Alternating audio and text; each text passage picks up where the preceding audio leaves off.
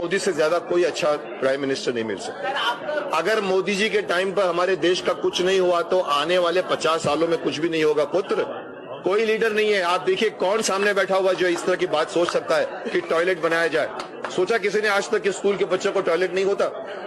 सिर्फ आप खड़े हो जाते हो आप लाल किले पर, अगली बार पाकिस्तान ने हम पर हमला किया तो हम उसका मुंह तोड़ जवाब देंगे, यही कहते आ रहे हो आप 50 सालों से।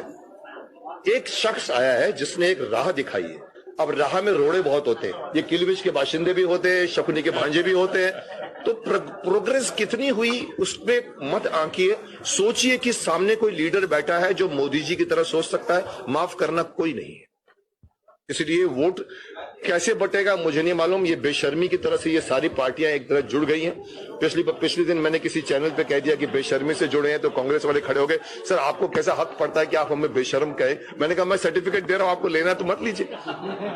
पर इससे ज्यादा बेशर्मी क्या होगी कि जिसको आप गाली दे रहे हो, जिसके साथ आपने झगड़े किए हैं, सिर्फ गोली नहीं मारी होगी शायद, पर जितना कि आपने वर्ड्स के दागे हैं, उनको आप कहते हो चलो हाथ मिला लेते, चलो मिल लेते, चलो मिलते हैं, थोड़े टाइम के लिए मिल लो। बस इस शख्स को हराना है, देश का कोई फायदा नहीं सोचना। इस शख्स जिसका नाम नरेंद्र मोदी है उनको हराना है, बस उनका यही लक्ष्य है। आगे करोगे क्या आप? उनकी कुर्सी को हटा के बैठ जाओगे, फिर देश 50 साल तक आपको देखेगा क्या कर रहा है बताओ, आपको पता नहीं होगा। माफ कर जी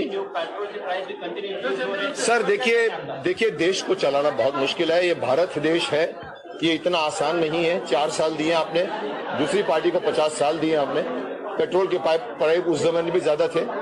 आज अगर मैं कह रहा हूं कि मैं ये कर दूंगा, अगर मेरे बीच में अगर किलबिश के बाशिंदे आ जाते हैं, अगर शकुनी के भांजे आते, तो मेरी स्पीड ऐसे फिर ऐसे होगी। तो ये पेट्रोल की वजह से सरकार मत चूज कीजिए। आपका 50 पैसा कम हुआ तो मैं आपको दूंगा, आपने 1 पैसा कम किया तो वोट नहीं दूंगा। This is not apply your mind. सोचिए, बहुत कुछ मैं समझता हूं लोगों ने नुकसान, बहुत कुछ तकलीफें नोटबंदी में भी उनको हुआ है, बहुत कुछ उन लोगों को जीएसटी में भी हुआ होगा, बट भारत के भाग्य विधाता मतदाता भाइयों एवं बहनों, आप सबको नरेंद्र मोदी के नमस्कार। आपका वोट सिर्फ किसी को पराजित करने के लिए नहीं है, आपका वोट भारत के भाग्य को बदलने के लिए है। लोकतंत्र की मांग है हम जाति बिरादरी से ऊपर उठे, संप्रदायवाद से ऊपर उठे, सबका साथ सबका विकास। मैं आज हिंदुस्तान के हर गली मोहल्ले में हर मतदाता से मैं खुद के लिए वोट मांगने आया हूं कि आप कमल के निशान पर बटन दबाइए। आपका वोट सीधा सीधा मुझे मिलने वाला है और मैं आपको भरोसा देने आया हूं कि मैं आपके सपनों को पूरा करने में कोई कसर नहीं छोड़ूंगा।